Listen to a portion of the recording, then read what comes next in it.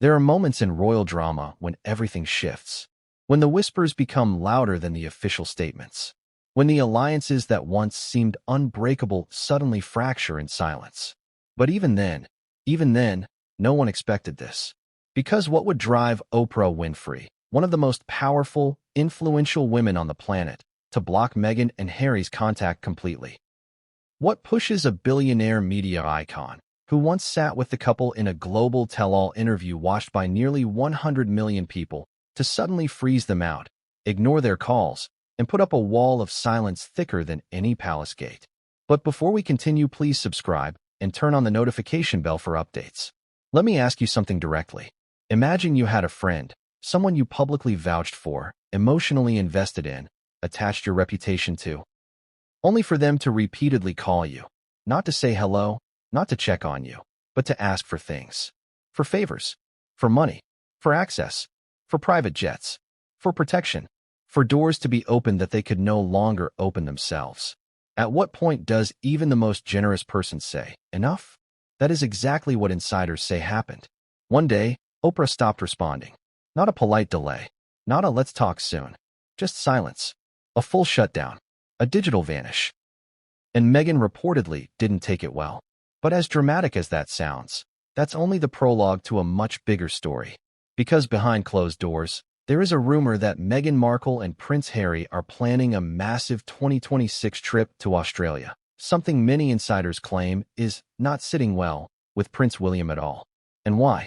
Because this isn't just a trip. It's not a vacation. It's not a goodwill tour. It's something far more ambitious, far more calculated, and far more explosive. It's a chess move. And according to those close to the situation, Meghan and Harry were trying to secure billionaire-sponsored private jet travel and top-tier security for this trip. For free. Not discounted. Not loaned. Not borrowed. Free. Which brings us back to Oprah. Because Oprah wasn't the first person they approached. But she was the one whose refusal sent the biggest shockwave through Hollywood. And the fact that she blocked communication entirely? That raised every eyebrow in the room. Now you might be wondering, why does the Australia trip matter so much? Why would Prince William reportedly be disturbed by it? Why is Hollywood starting to distance itself? And what exactly triggered Oprah, the woman who once publicly embraced Meghan on a global stage, to finally step back? Before we go deeper, let's rewind the emotional tone. Let's freeze this moment. Because this story isn't simply about royal gossip or celebrity pettiness. There is a real-world power dynamic here. A battle for influence, for narrative, for stability, for relevance, and, let's be honest, for money. The type of money most people will never even see in a lifetime. Now, allow yourself to picture the scene. It's late evening in Montecito. The sun has already dipped into the Pacific. Inside their home, Meghan is pacing across a polished hardwood floor, phone in hand. 10 minutes ago, she sent a message to Oprah's assistant. No reply. 20 minutes earlier, she sent one directly to Oprah. Nothing. The day before? Still nothing. Harry sits on the edge of a large wooden desk scrolling through his phone. His knee bounces, an anxious tic he's had since childhood. He wants to call again. Meghan tells him not to. He wants to text again. Meghan sighs, annoyed, saying it will look desperate. But desperation is exactly what they're fighting.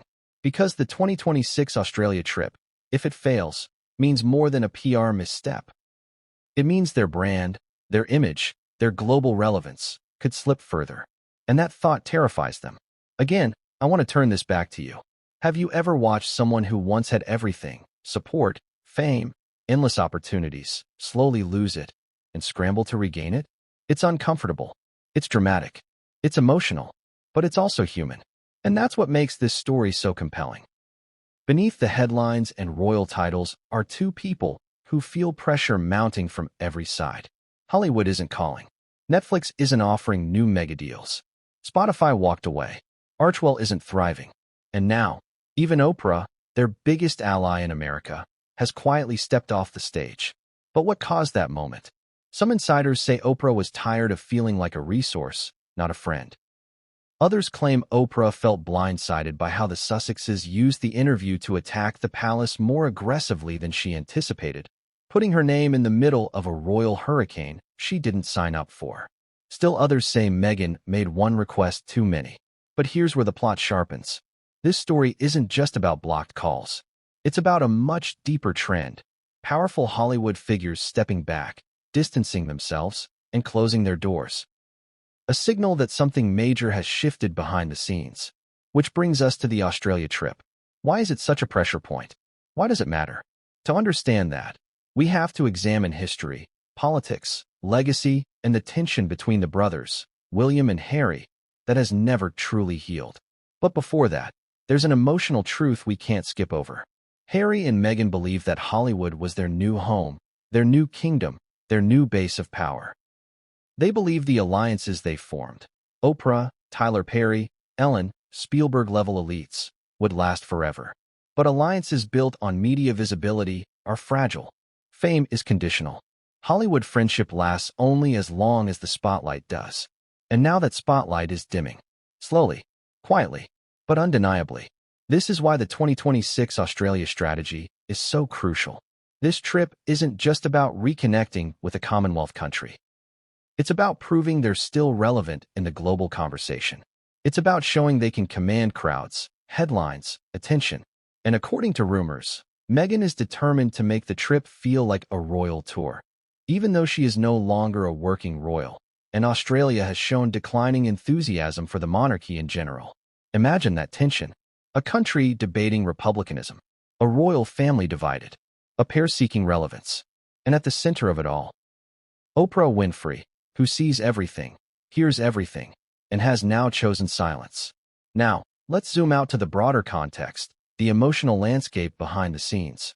Prince William, according to palace insiders, is reportedly alarmed. Not because he hates Meghan or Harry, not because he wants to control their every move, but because he sees the potential for chaos.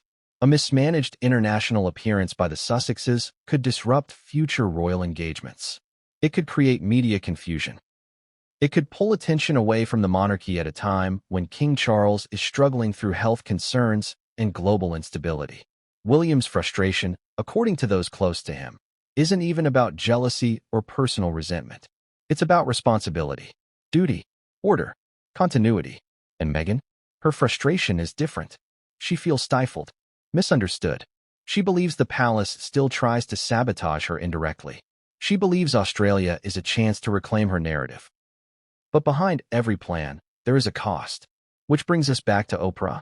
Because Oprah, unlike Hollywood PR handlers or royal press officers, operates on instinct, reputation, and decades of experience reading people.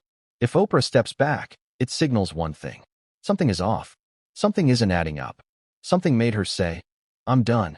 And the moment Oprah withdrew, other doors began closing quietly too. Calls not returned. Invitations not sent. Meetings postponed. A slow Hollywood frost. Now, here's where things get even more fascinating. According to multiple sources, Meghan and Harry were not just hoping for Oprah's emotional support.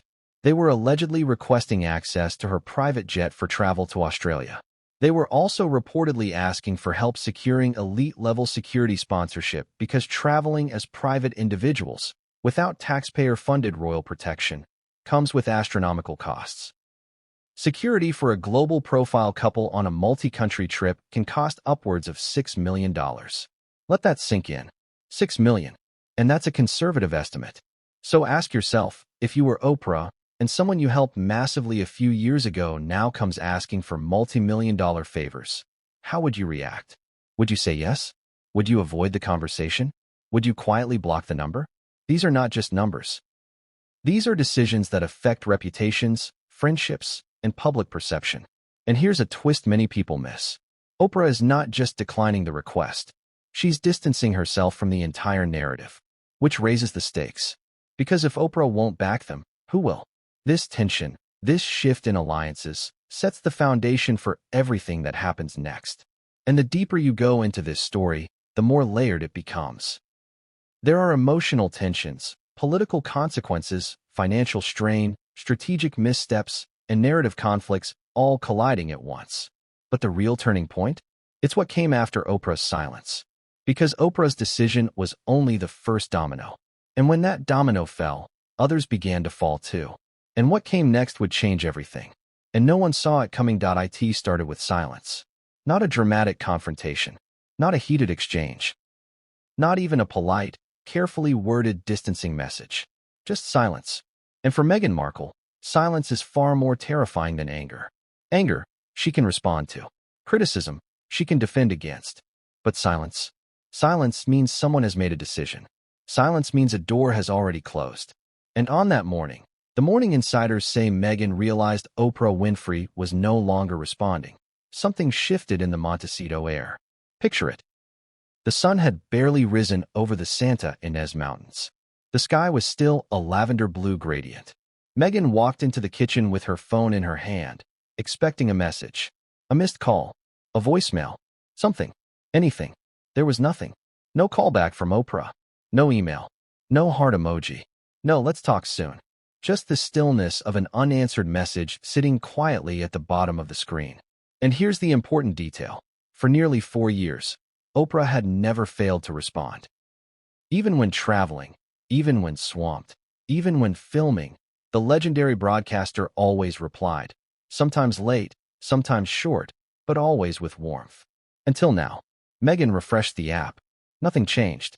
She checked her email. Still nothing. She waited. She paced. She glanced at Harry, who was sipping his green smoothie at the marble counter, lost in thought. Maybe she's busy, Harry suggested. It was the kind of thing a husband says when he doesn't know what else to say. The kind that tries to soften a blow he sees coming, but hopes isn't real. But Meghan shook her head before he finished his sentence. She always replies. And that's when the first crack formed. Now, before you think this is exaggeration, understand the emotional currency of relationships in Hollywood and royal circles. Everything is built on contact, access, responsiveness. If someone stops replying, it's not a casual thing. It's a message without words. And Oprah said more with her silence than she ever could with a statement. Let's rewind a bit. After the explosive 2021 interview, the interview that catapulted Meghan from royal exile to global lightning rod, Oprah became more than a friend. She became a shield, a validator, a symbol, a Hollywood guarantor. If Oprah supported you, you weren't just relevant, you were protected. For Meghan, that meant everything. And Oprah didn't just interview them. She offered them her home, her network, her credibility, her image, her brand. She introduced them to the world on her terms, wrapped in soft lighting, California warmth, and emotional vulnerability. So when someone like that stops responding, it's not random. It's intentional. It's decisive. It's meaningful. But what triggered it? That's where the story gets complicated and far more revealing. Sources say that weeks leading up to the silent cutoff, Meghan and Harry had reached out to Oprah regarding a sensitive request. One version claims it was about the 2026 Australia trip. Another insists it was about securing access to a private jet and the logistics of elite-level international security, costs that would easily run into several millions. Yet another version insists Meghan wanted Oprah to participate in, or at least endorse, a new project. Whatever the truth is, every version has one thing in common. They wanted something big, expensive, risky, politically sensitive. And Oprah reportedly did not want to be involved. But instead of saying no, she simply stepped away. Have you ever had someone slowly but unmistakably pull back from you? A friend who no longer says, "We should hang out soon." Someone who gives one-word replies, then no replies. Someone who begins to exist only at a distance? That's what happened here. Except this wasn't just a friend. It was Oprah Winfrey, one of the most connected and influential people alive. Meghan felt it instantly. And Harry? He felt it too, but in a different way, a quieter way. Harry has always struggled more with emotional withdrawal than emotional conflict. His childhood, marked by the unpredictability of royal life and the trauma of losing his mother, left him deeply reactive to abandonment or distancing. So when Oprah withdrew, he felt the shift like a cold wind through a cracked window. But Meghan took it personally. She opened her phone again that morning, scrolling through older messages. A habit we've all done when hoping to reassure ourselves that things used to be good. There were dozens of friendly exchanges. Photos, invitations, plans, mentions of Archie, mentions of Lilibet, messages about Oprah's garden, messages about Meghan's projects, messages filled with exclamation marks and heart emojis. And then the tone changed. Some messages were shorter, then colder, then more delayed, then fewer. Until finally, none. Silence. But here's where this moment becomes truly explosive. Oprah's silence didn't happen in isolation. It happened during a time when Harry and Meghan were already feeling the walls closing in. Netflix wasn't extending mega deals. Spotify had cut ties. William refused communication. King Charles was focusing on the monarchy, not reconciliation. Public opinion polls were slipping. Hollywood enthusiasm was cooling off. Even Tyler Perry, once their emergency savior, was stepping back. So Oprah pulling away wasn't just a personal loss. It was a signal, a red flag warning, that their American support system was fracturing at its foundation. Now let's look deeper. Why does Oprah matter so much to their future plans? Why would her silence send Meghan into such an emotional tailspin? Because the 2026 Australia trip, according to insiders, is more than just a visit. It's the Sussex's attempt at a global comeback. A reset. A re-entry into the kind of spotlight they once commanded effortlessly. And every successful comeback needs a powerful ally. Without Oprah, they are suddenly exposed. Imagine preparing for a big moment, an audition, a speech, a major launch, and discovering that the one person who was supposed to endorse you, support you, boost you, has vanished. That's what Meghan felt. And in the middle of that emotional storm, Harry did something that made everything worse. He called Oprah. Not text. Not email. He called. Direct. Unexpected. Unscheduled. And it rang. Once. Twice. 3 times. Straight to voicemail. Some say Harry left a message. Others say he hung up before the tone. But what everyone agrees on is this. He tried again. And again. And the silence stayed the same. Hours later, Meghan approached him with a mixture of frustration and fear. "This is bad," she reportedly said. "This is really, really bad." But she didn't raise her voice. Meghan rarely raises her voice when she's truly upset. Instead, she becomes controlled, focused, quiet, strategic. She began checking Hollywood contacts, friendly producers, writers, former allies. She sent feelers, soft messages, invitations, quick updates. And the responses she got? Some were slow, some were polite, some were disappointingly neutral, and some didn't come at all. This wasn't just Oprah distancing. It was Hollywood beginning to close its gates. Meghan sat down at their kitchen table, staring at her phone as if willing it to light up. As if Oprah, the woman who changed their public trajectory, would suddenly reply and say, "Sorry, I've been busy." But the screen stayed dark. And then came the moment multiple sources describe as the turning point. Meghan refreshed her messages, and she saw something you and I both know instantly. The chat thread no longer showed the delivered status.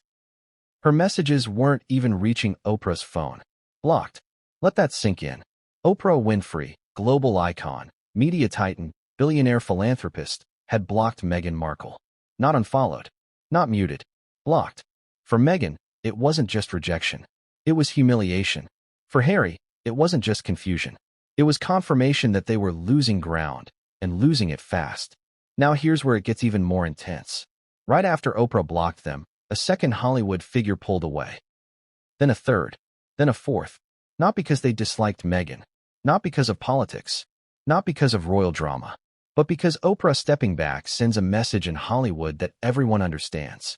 Stay out of this. The narrative around the Sussexes was shifting faster than they realized. And their 2026 Australia plan depended on the one thing they were quickly running out of: support from powerful people. Meghan looked at Harry that morning with a mixture of disbelief and fear. "What now?" she asked quietly.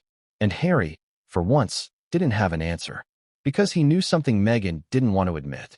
If Oprah was out, if Hollywood was retreating, if the palace was preparing to push back, if Australia wasn't guaranteed to welcome them, then the trip they were planning, the strategic comeback, the carefully crafted next chapter, was now hanging by a thread, a very thin thread. And that was the moment, right there, that marked the true beginning of the crisis. Because Oprah's silence wasn't the end of the drama. It was only the first domino. And when that domino fell, the second fell even harder. What happened next? It didn't just surprise Meghan. It blindsided her. It always starts with a request. Sometimes small, sometimes subtle, sometimes whispered through assistants or advisors. But this one wasn't small, subtle, or whispered. This was bold. Massive, audacious, and it was the exact request that, according to multiple insiders, made Oprah Winfrey step back, rethink everything, and quietly begin pulling the plug on her relationship with Meghan and Harry. So let's dive into it. What, exactly, did the Sussexes ask Oprah for? Why was it so shocking? And why did this specific moment become the turning point in a friendship that once looked unbreakable? Before I tell you what the request was, let me ask you a question. If someone you helped, supported, defended, hosted, and publicly aligned your brand with came to you asking for a multi-million-dollar favor, would you hesitate? Would you think twice? Would you wonder whether they valued you, or just your resources? Oprah certainly did. And it all centers around Meghan and Harry's rumored 2026 Australia tour, an unofficial world reboot, as one Hollywood executive allegedly called it. But there's a critical detail most people don't know. Traveling internationally at their level, without royal protection, costs a fortune. Not thousands, not hundreds of thousands, millions. And here's where the story gets really interesting. Because while Harry still has a global profile, Meghan still draws headlines, and their security needs remain extremely high. They are no longer subsidized by the British taxpayer. They are private citizens with global fame, and that combination is a logistical nightmare. So what did Meghan ask Oprah for? According to multiple accounts, the request involved two massive asks. Use of Oprah's private jet for the Australia trip, or at least for key legs of the journey. Help securing or sponsoring elite-level private security for the entire tour. Not for a weekend, not for a quick appearance, for a multi-week international tour. Now take a moment and think about the scale we are talking about. A round-trip private jet flight from California to Australia, and then intra-country flights, would easily cost between $1.2 million and $2 million depending on fuel, insurance, crew, and aircraft type. Security for high-profile figures like Meghan and Harry, who have been labeled global security risks by multiple intelligence agencies, would add another $4 to $6 million for a single multi-week tour. Total, $5 million to $8 million minimum. Who on earth would casually fund that? Certainly not Oprah. But before we get there, let's rewind. Sources say Meghan was initially subtle. She raised the idea gently, diplomatically, in conversation, floating the possibility, as one insider put it. She hinted that security costs were unmanageable without external help. She mentioned how complicated non-royal travel logistics were. She described Australia as a key moment for their global brand reboot. She framed the request as a partnership, not charity. But Oprah isn't new to any of this. Oprah knows when someone is warming up to a request. Oprah knows the language of softening the ground. Oprah knows when she's being prepared, emotionally or strategically, for an ask. So when the real request finally came, Oprah was ready, but she wasn't pleased. Let me paint the moment for you. It was late afternoon. The sun was moving low. A familiar Montecito calm filled the backdrop. Meghan was speaking in her usual composed, polished tone. Harry was present but quiet. He hates asking for money or favors. It makes him feel infantilized, dependent, stripped of the independence he once believed he had moved to America to gain. But Meghan knew the stakes. The Australia tour was meant to be their re-entry into the global sphere, their proof that they still commanded crowds, their chance to outshine the palace, especially Prince William, and their opportunity to establish new financial partnerships. But none of that was possible without the logistics. So Meghan finally asked, Oprah, we're exploring options for travel and security. I know it's a big ask, but we were hoping to see whether we could use your plane for Australia. Only temporarily. For the major legs. Or even just for the outbound flight. She said it in her softest, most diplomatic voice. But Oprah didn't say yes. She didn't say no either. She paused. A long pause. And for Meghan, that pause was the answer. If you've ever asked someone for something huge, something you already felt awkward asking for, you know that the pause is where the truth lives. People who want to say yes answer quickly. People who feel used hesitate.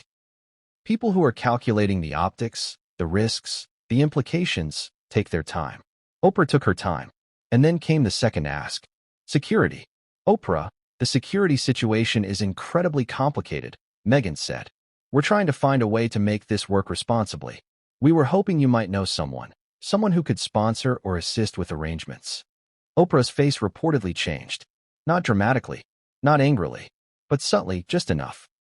She understood exactly what Meghan was asking. Not advice, not connections, not introductions. Money, resources, political capital. The kind of favors Oprah never gives lightly. And certainly not for free. But here's the twist. Meghan did not see it as asking for charity. She saw it as strategic. She saw Australia as mutually beneficial. Good for her brand. Good for their audience engagement. Good for the global conversation around them. She believed Oprah would see it that way too. But Oprah didn't. Because Oprah has built her empire on one thing above all else. Boundaries. And this request crossed one. Some insiders even say Oprah was startled, not by the ask itself, but by the expectation behind it. The assumption that Oprah would naturally step in. The confidence that she would open her jet, her wallet, her influence, simply because she had supported them before. The conversation reportedly ended politely, graciously, calmly. Oprah didn't explode. She didn't criticize. She didn't scold. She simply said she'd think about it. But Meghan knew immediately that "I'll think about it" is Oprah code for no. But here's the part no one expected. The next day, when Meghan followed up, the tone had shifted. Short reply. Neutral tone. No warmth. No length. No emojis. And the next message after that? No reply at all. That silence, once again, told the whole story. But Oprah's quiet withdrawal wasn't the only issue. Because right after this request, word spread in Hollywood. Not maliciously, not with gossip, but in that subtle, discreet way that power circles operate. Executives talk. Producers talk. Assistants talk. Security firms talk. And soon, everyone knew the Sussexes were shopping around for free or sponsored security and jet access. Do you know what that signals to Hollywood? One thing. Financial strain. And once that rumor starts, it spreads. Fast. Very fast. Suddenly, Meghan found herself receiving polite declines from luxury sponsors she once had easy access to. Suddenly, meetings were postponed. Calls were delayed. Invitations full. The request hadn't just irritated Oprah. It had exposed something far more dangerous. The couple needed help. Expensive help. And they couldn't get it from the palace. Not from the taxpayer. Not from the UK. Not from their streaming deals. Not from their foundation. And Australia wasn't going to be cheap. But before we continue, let me ask you directly. If a friend approached you asking for multi-million-dollar favors, after years of public controversies, legal battles, and PR storms, would you say yes? Would you risk your reputation? Would you risk public backlash? Would you risk being dragged into royal politics? Oprah didn't. Because Oprah knows something fundamental. Association has consequences. And the 2026 Australia tour carried risks. Political risks. Royal family risks. Public backlash risks. Financial risks. Brand risks. So Oprah stepped back. Quietly. Strategically. Firmly. And that withdrawal set off alarm bells for Meghan and Harry. But here's where the plot takes an even sharper turn. Because the Sussexes didn't only ask Oprah. They approached others. A tech billionaire. A Hollywood mogul. A European philanthropist. A former airline executive. And almost all of them said the same thing. No. But one billionaire came close. Very close.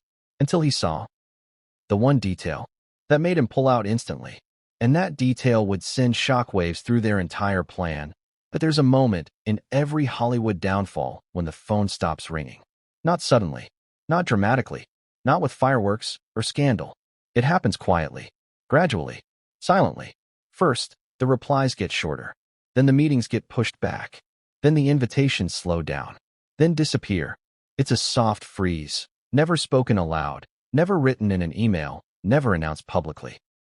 It's something you feel before you fully understand it. And that is exactly what Meghan Markle walked into after Oprah Winfrey pulled away. This was the moment Hollywood closed its gates. And the Sussexes didn't see it coming. Let me paint this with a bit of context.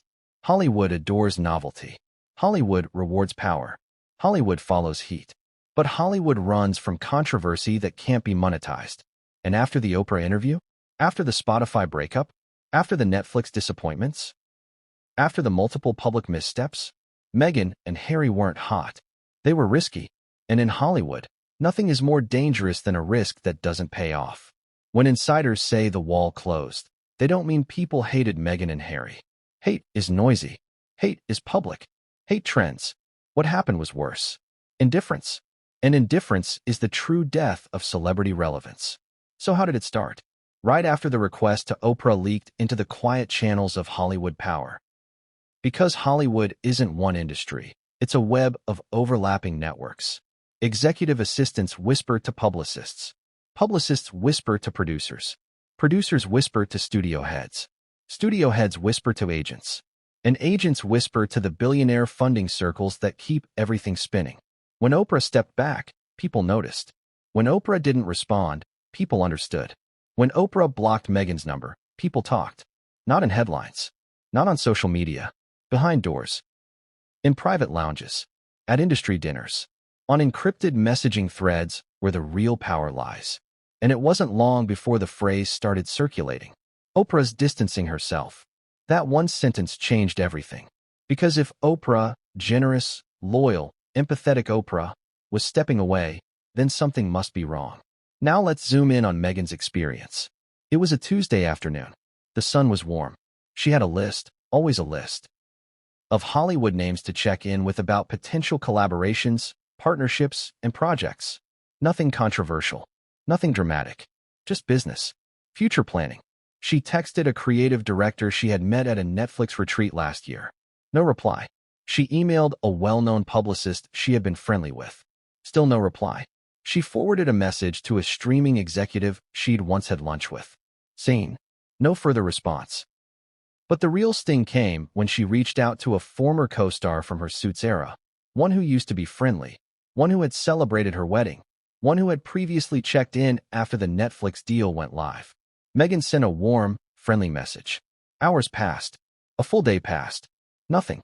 That's when she realized something was happening. Harry sensed it too. He could see Meghan growing tense, shoulders tightening, pacing more than usual. He tried to reassure her. People get busy, he told her. But Meghan knew better. When too many people get busy at the same time, that's not coincidence.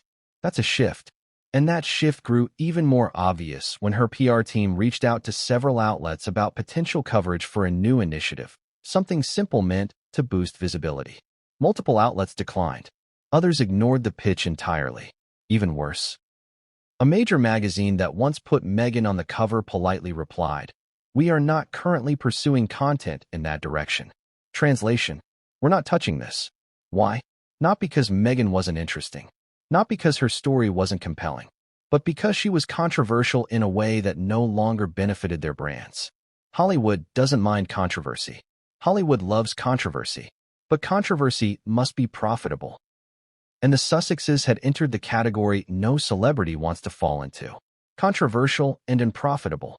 That is the death zone. Let me ask you directly. Have you ever noticed how the entertainment industry treats people who are no longer useful? They disappear. Not publicly. Not in a scandal. Just quietly. And that is what was happening. But here's the twist. Because good stories always have one.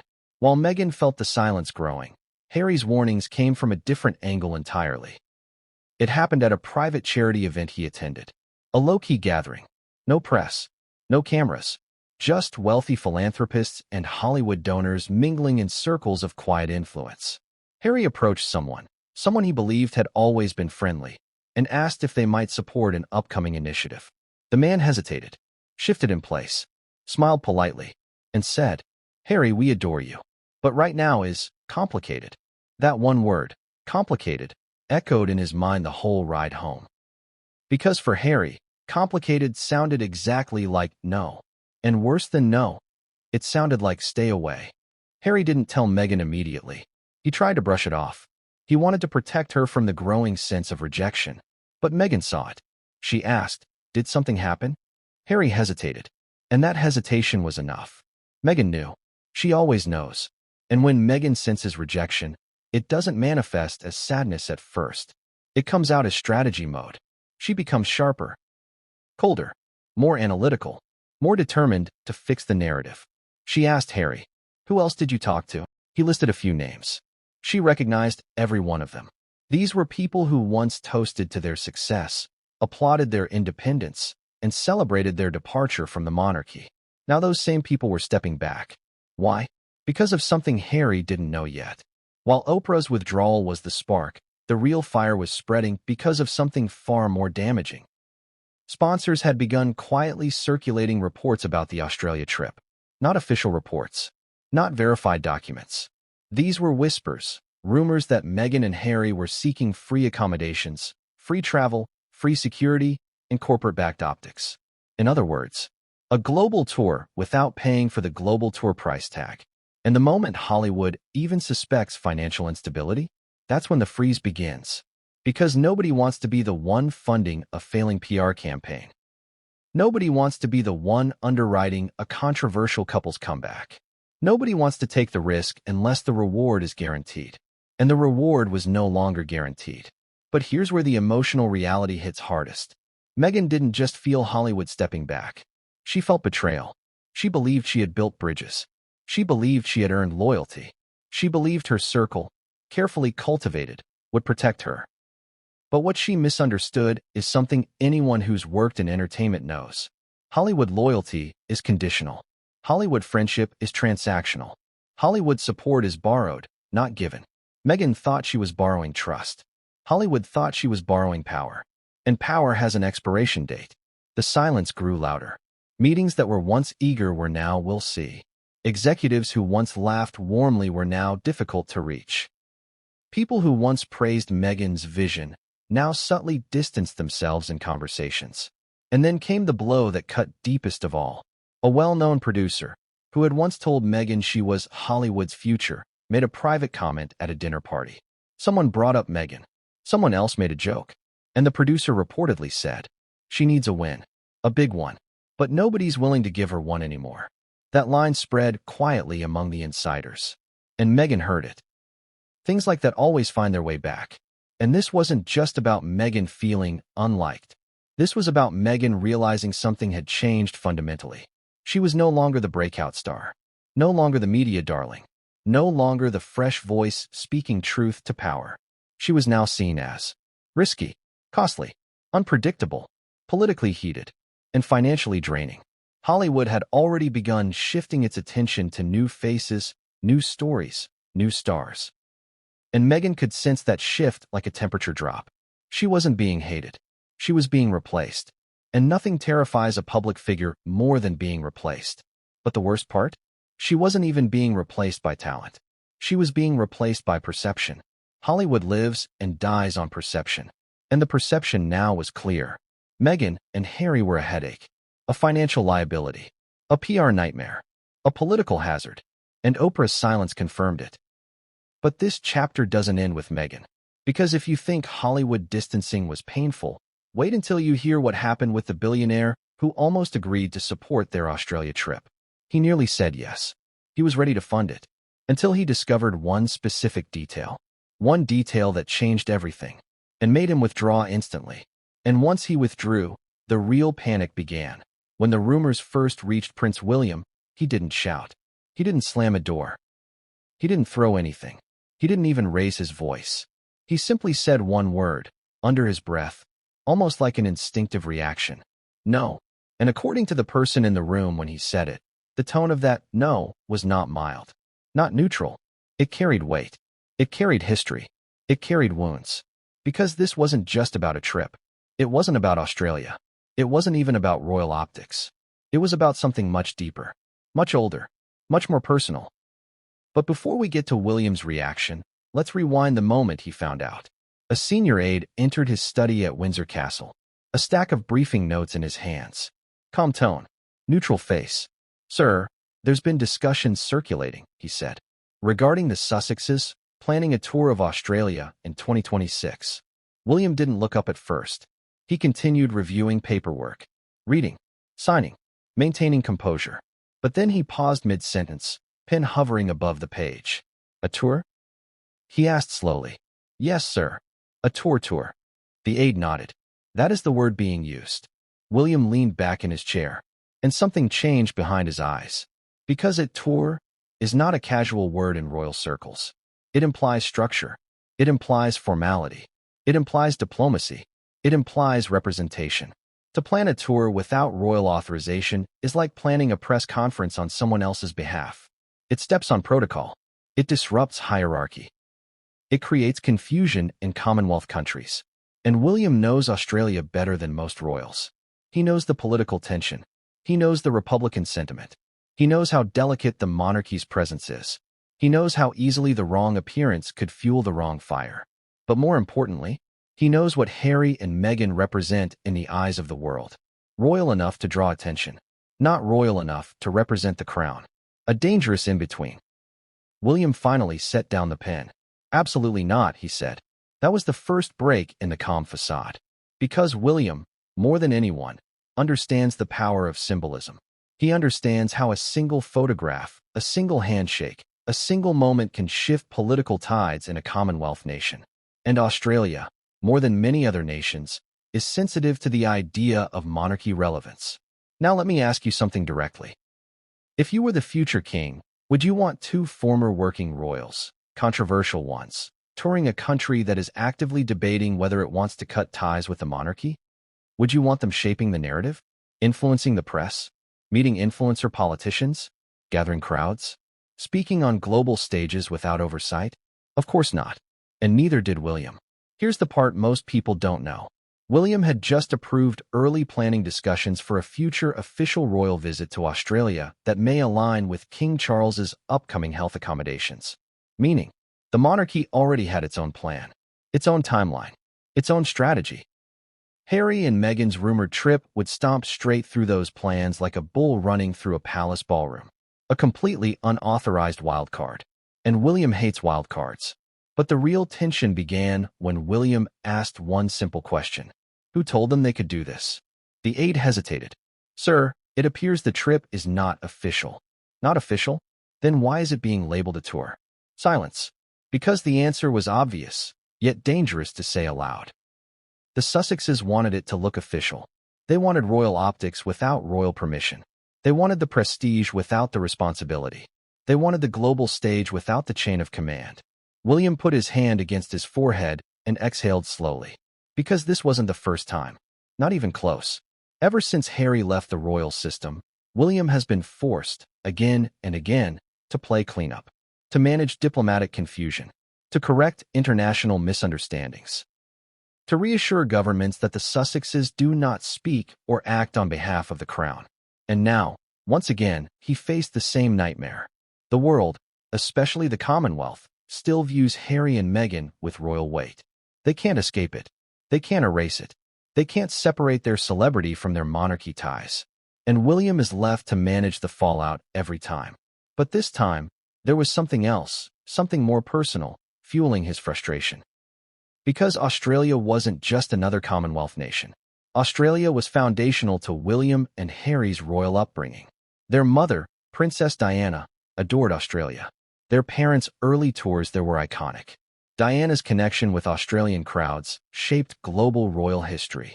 And deep inside, whether he admits it or not, William knows Meghan understands that emotional symbolism, which made the rumored tour feel calculated.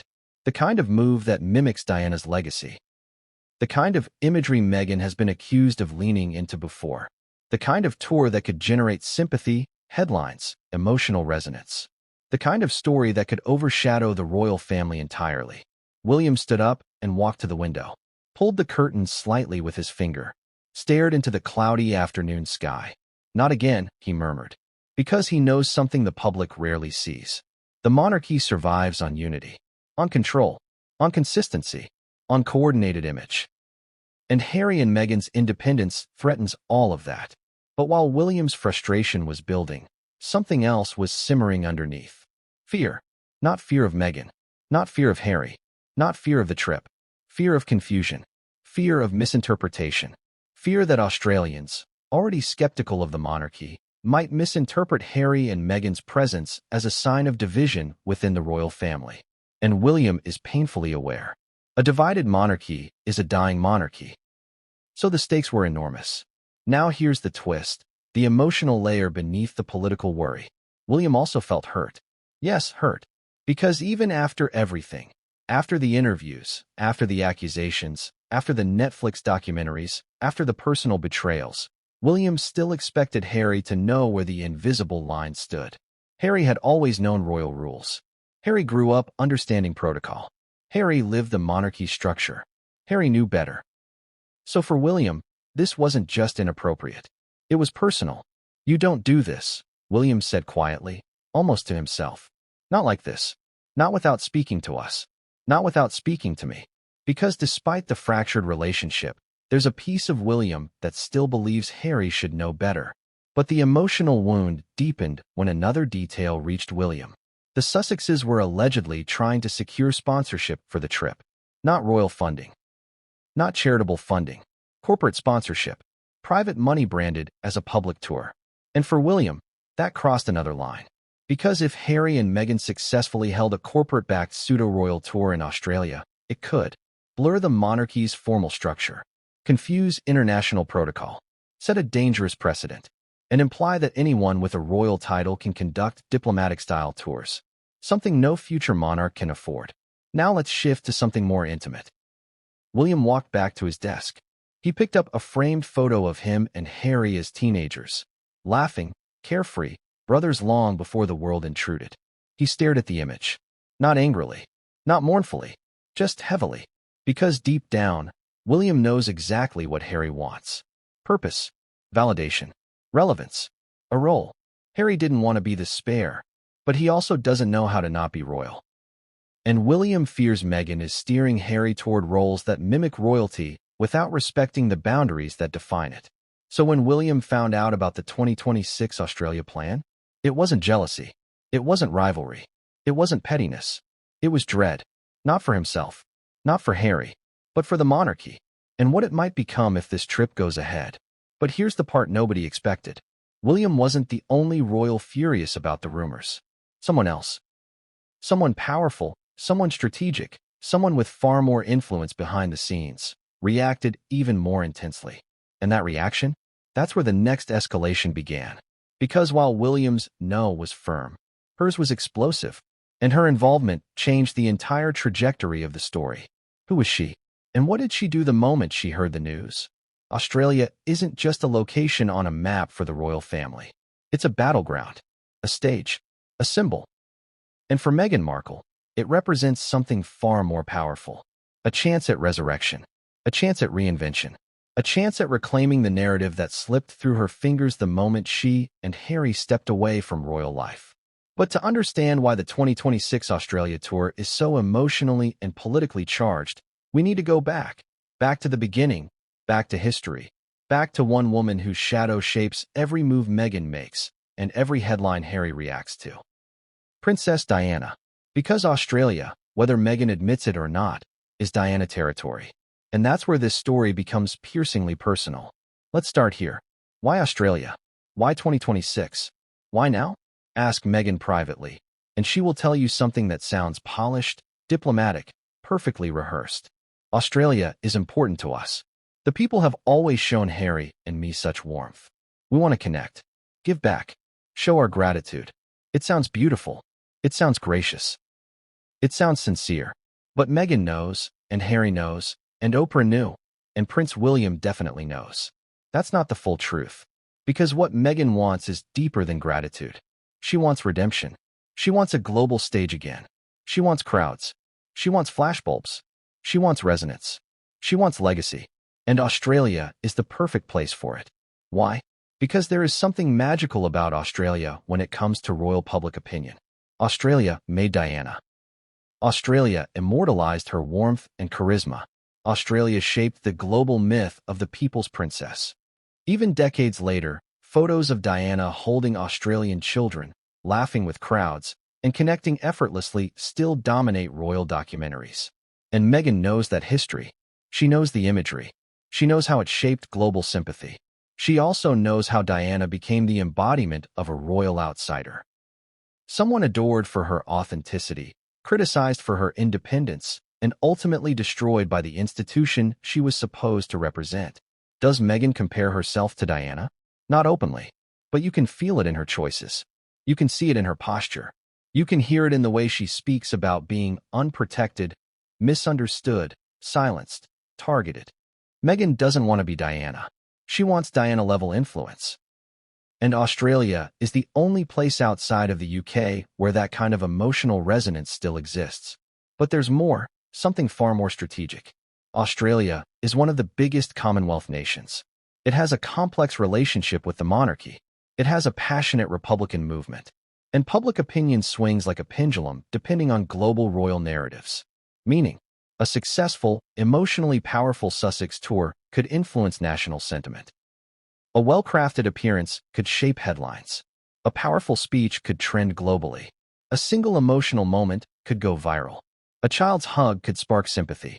A charitable event could reshape their image. And Meghan knows that.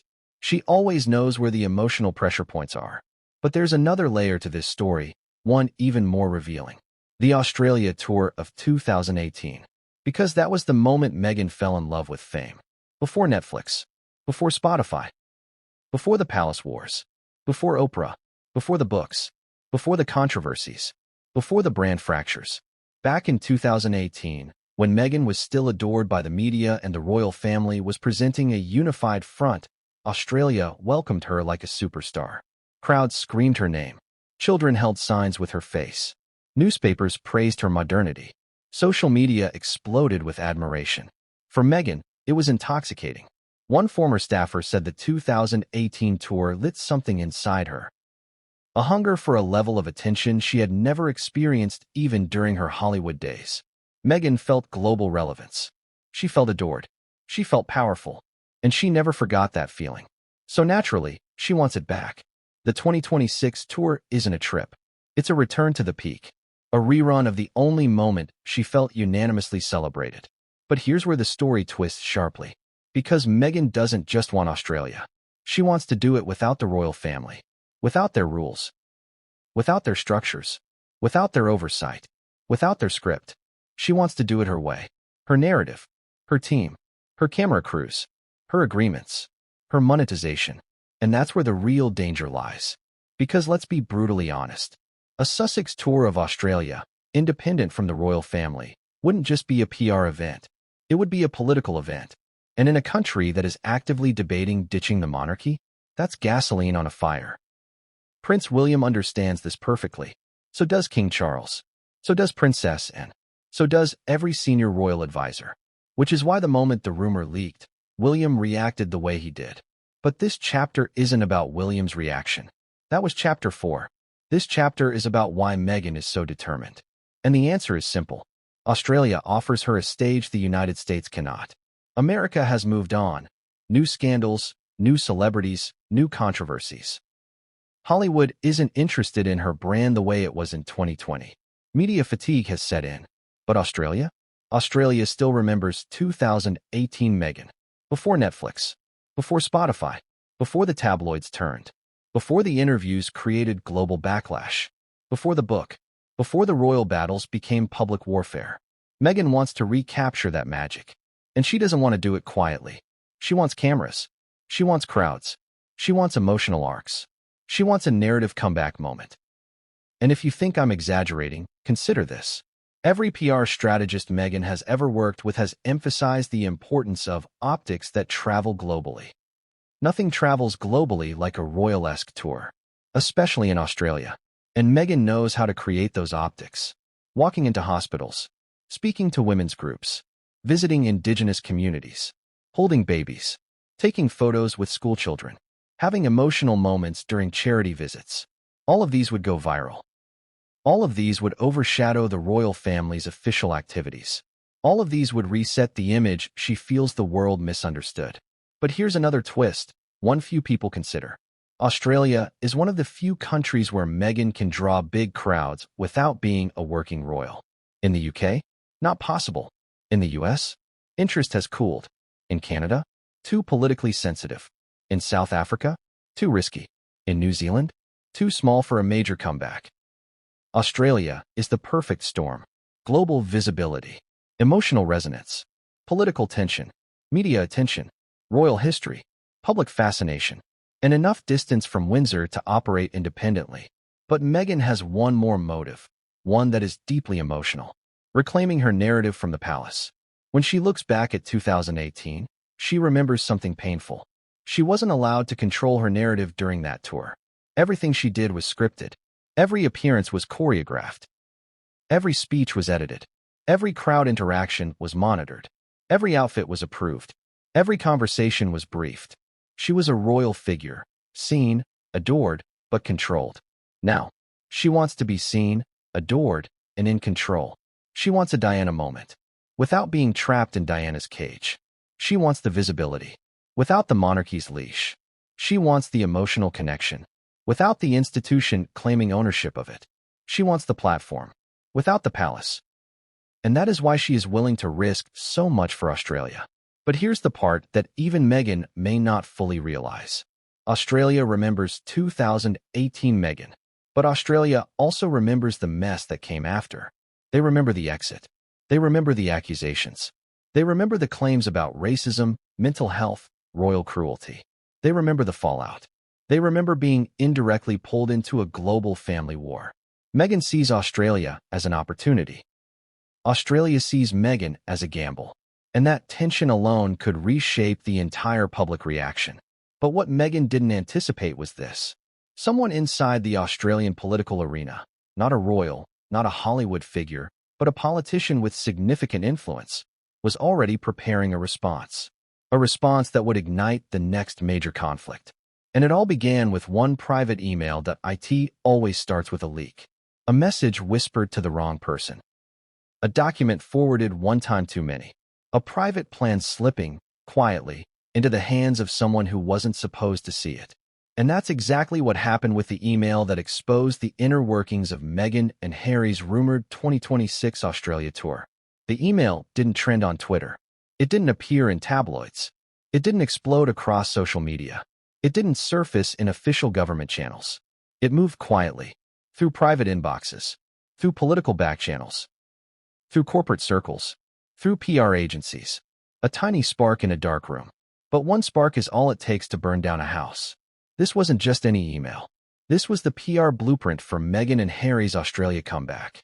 And the moment it leaked, it triggered panic from the palace, from Australian officials, and from key figures in Hollywood who'd already begun stepping back. Let's dive into everything. Because the email didn't just reveal plans. It revealed intentions. It revealed strategy. It revealed calculation. And it revealed something Meghan never wanted anyone, especially the royal family, to see. But first, picture the moment of discovery. A senior Australian political advisor opened their inbox on a calm Friday morning. Their coffee still steaming. Their desk still organized. Their mind still relaxed before the chaos of the day. And there it was. Subject line. 2026 AUS Tour Vision, Confidential Draft. The name on the draft? A PR consultant based in Los Angeles. The recipients? 2 potential corporate sponsors. 1 security liaison. And, curiously, someone connected to a major Australian media network. The advisor froze. Because anything involving the Sussexes, even a whisper, can erupt into a political firestorm. So they opened it. And that's when everything changed. Let's walk through what was inside. Not word for word, but the essence. Because the content, the tone, and the underlying message reveal exactly why this leak became explosive. The email started softly. Harry and Meghan are exploring opportunities for a goodwill visit to Australia in 2026. Harmless enough. Then came the second line. The goal is to re-engage global audiences, re-establish their humanitarian voice, and build narrative momentum.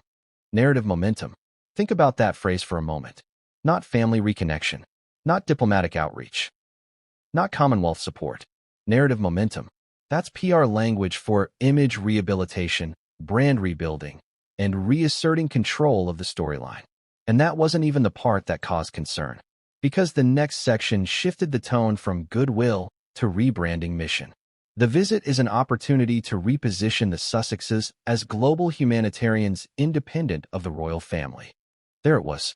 The line that set off every alarm in Buckingham Palace and beyond. Independent of the royal family.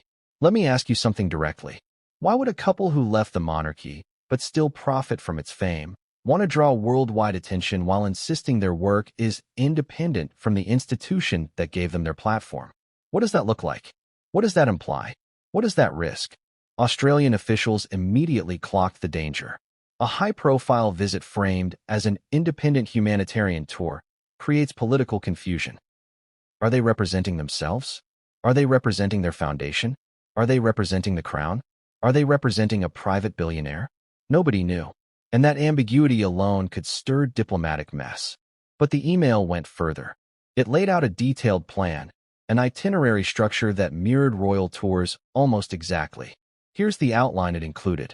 Meet and greet events, youth engagement moments, charity site visits, indigenous community dialogues, healthcare center tours, media interviews, cultural appearances, major keynote speech, documentary crew integration. That last one stood out like a red warning light. Documentary crew integration. So this wasn't just a tour. This wasn't just goodwill. This wasn't just humanitarian work. This was content. Content that could later be packaged, distributed, sold, streamed, edited into an emotional narrative showing Meghan and Harry as global changemakers. Nothing illegal, nothing immoral, but very strategic, very image-forward, very optics-heavy, very reminiscent of their Netflix docuseries approach. And the email didn't hide the goal, capturing authentic moments of connection that reinforce the Sussex's global relevance. Global relevance, another PR buzzword. Not service, not duty, not responsibility. Relevance. And that is where politicians started to worry, because relevance is a political tool. A royal-adjacent figure becoming globally relevant in a country already debating the monarchy? That's not harmless. That's destabilizing. But here comes the part that made people in power deeply uncomfortable. The email outlined potential sponsor categories.